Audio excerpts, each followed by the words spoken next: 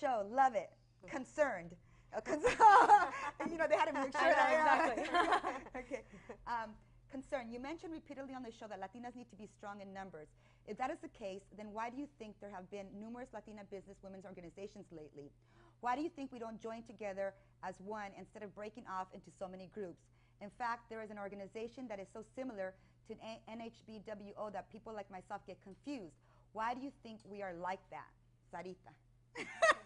So it sounds like she's talking about the competitiveness between Latinas. Why not one Latina businesswoman? You know, why not one organization? Why is there the Latina businesswoman or the basically there's all they all have to do with the same empowerment of business women, Latinas.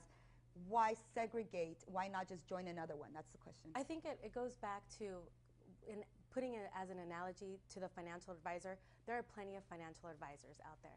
So there's going to be different groups. So what will make it different for membership benefits? So in our case, it's what we give those business seminars that we've been giving since 1997. And now we're launching into being able to provide education on how to get those traditional loans. So these are just some of the ways that we give back. Other organizations will give in other ways. So it's more of why not be able to give from more organizations, from more resources, if the resources are out there. Yeah, that's I agree, because there have been issues or concerns or questions like that before, just in general about organizations. And to me, it's like, look at, just like there's, you know, different types of toothpaste, doesn't mean one is better than the other. Right. It just means that they have different preferences and different, so the thing is that we want to be able to offer different types of resources to the community, and if it has to be that I see an organization and I think it's great, but its leadership does not necessarily believe in what I think is important, doesn't make them wrong. It just makes it that I'm going to start my own. Right. And it doesn't mean that I disrespect them or they're not my girlfriends. It just means that my perspective is a little different, and I want to give that to the community. That's the way I see it. And definitely, you know, as you ladies mentioned, competition, not competition, but, you know, variety is good. I would say when choosing which organizations to get involved, definitely, you know, do your research, see who it is that they are, make sure that their mission is in alignment with your mission and your business goals, you know, because that's important. There you go. Okay, next caller, Yvette. Yvette, are you there? Yes. Hi, Yvette. How are you? Good.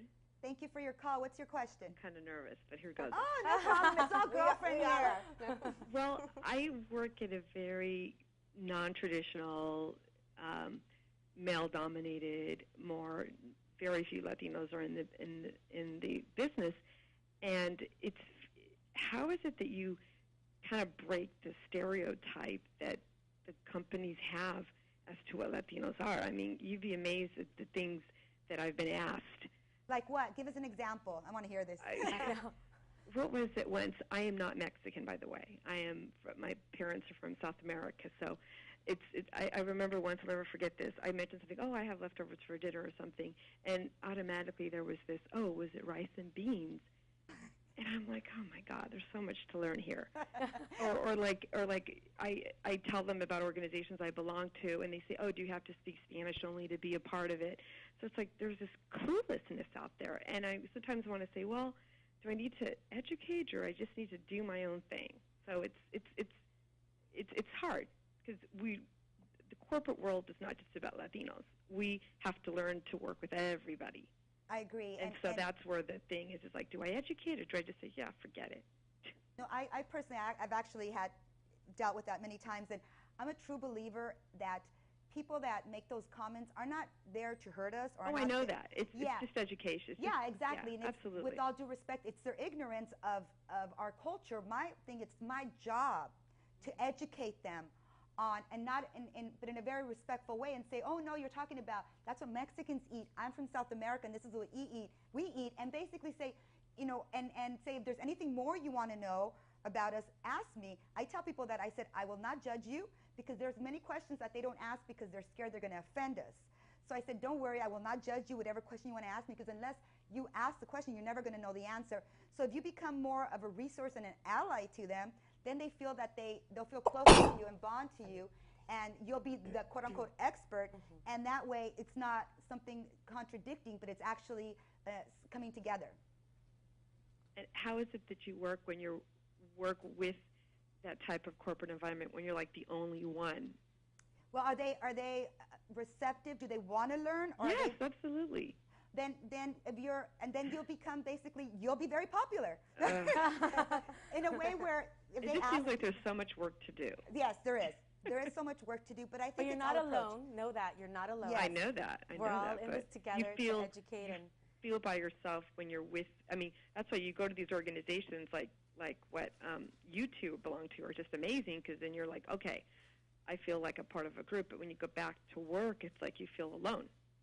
Exactly, and actually we're going to give you the information right now just so we won't forget on the organization, so that way if you want to contact them, email them, go to their website. Go ahead, yes, Brigitte. the website is www.nationalhbwa.org. Again, that's nationalhbwa.org. Great. So go to their website. They have information there. Go to their meetings. They're wonderful women. And like I said, you don't feel alone, even if you're sitting there in the boardroom. Immediately afterwards, if even if you're not a member, you could call us, you could email us and say, this is what happened, and believe me, you'll get an answer quickly because if it's not me or Diana, one other board member will have that experience, or a similar one, that she'll be able to say, you know what, sister, this is what we can do together. So just know you're not alone, and we welcome you into our national Into our Hispanic arms. family. Yes, We embrace you. we do. Thank you so much for your call. You're welcome. Bye-bye. Okay.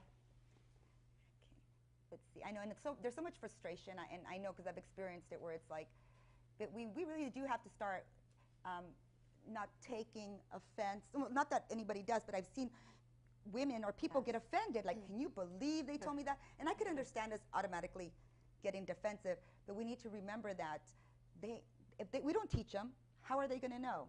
Exactly. I mean, we don't go out of our way to learn the Korean culture. I know I don't.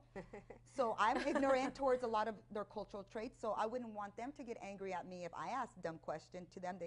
Oh, I'm sure. Can't believe Yasmin is asking that question. It's like, She what? swears. She's so, yeah, it's like, so it's like I want to treat others the way I would want to be treated by another culture. Okay. As a Latina, I have always been taught to be humble. Being humble has become my greatest barrier to succeeding in the business world. I feel if I assert my needs, I will come off as disrespectful. How can I overcome this challenge? It seems like it's a matter of perspective. Instead of seeing humbleness as a weakness, you could see it as being able to gain respect through self-assertiveness and not through aggressiveness. So it's all about how you interpret what the qualities are that you can see either as a weakness and as a strength. And being humble, I see it as being a strength if you bring it and combine it with assertiveness instead of being aggressive and overbearing. What do you mean by that? And just give us an example. I'm a visual person. Okay. Let's see. Trying to think of one of our perfect board member, Belinda de la perfect board member Libertad. is humble, huh? No, I know. Yeah, one of our. I look up to her. I know most of us do, and her name is Belinda de la Libertad. She has her own business, Computer Gal. That's the name of it. And Computer Gal? Computer Gal. Oh, that's cool. And she is our website guru, and she started her business not too long ago. And it's all about word of mouth for her, and she's been getting business left and right through different referrals. And she is humble in the sense that she went to MIT, but she doesn't say, she doesn't wear it here and say, yes. I went to MIT, I'm a graduate from MIT, because that's overbearing. Yes. And that could come across as being too aggressive. Yes. So in just the way her being, the way she carries herself, I would describe as being humble, and she gains a lot of respect from that because she knows she's very good at what she does, and it's all about what she can produce through her action, not through words. Yeah, and I don't know her, but I've heard of her, and I heard she has great respect. So in those 15 seconds where you're supposed to meet a person and network, but you're humble, how do you go? You can't really come across. I mean, they can't really sense the energy or the essence of who you are and your humbleness in 15 seconds. So yes. How do you balance that? Well, I think being humbleness is more of a sense of I'm here to serve you. I'm not greater or above you, but I'm also very intelligent. I also have something to offer, so you have to learn to differentiate that, and some people do see, okay, I'm going to be humble. I'm not going to voice my opinion or my voice, but just because you're humble, you should voice what you have to say, because we're all intelligent, and you know, we have good things to say. No, it's true. And one thing that a skill that I see has worked for me is that I always put my weaknesses out there first. And it's all about feeling safe for people. You have to provide a safe environment. And once to me, it's just who I am. That's my work. And I put my tragedies out there, what I've been through, what I've survived. And it makes women and people feel safe, where they can tell me and ask me anything, and they know that they won't be judged, because God knows I've been through so much that who am I? So I don't judge people. So it becomes, and sometimes it's providing a safe environment for people where you could then talk about your strengths when you can talk about your weaknesses. It's when you gloat about yourself only that people have an issue. But when you say, you know what, I'm horrible at this. Like, you know what, I have horrible handwriting. It is so ugly. But I have so many cute other things. You know what I mean? It's like, then it's okay. But if you just say, well, I have so many cute things, then it's an issue. It's a balance. It's a balance. And if you just say I have ugly handwriting and no cute things, then you have a self-esteem issue. You know what I mean? So it becomes really being able to be real and knowing that there's strengths and that there's weaknesses, and being able to relay those to people and be okay with it, because then it makes people be okay with it, their own, themselves. Exactly. Well, that's great. So I hope that helped you with the, because like you said, you know, I'm not, you said I'm more of a visual person, so that's a strength that you have. Yes. And I hope that answers yes, the question. absolutely. Okay, great. Ladies, we're out of time. Thank you so much for that being was it? here. That was it. I appreciate it, and I'm sure I'll have you back on. Great. Thank you, you. Yasmin. Thank you Had so a great much. time. I'll Thank see you next week. Bye-bye, everybody. Bye.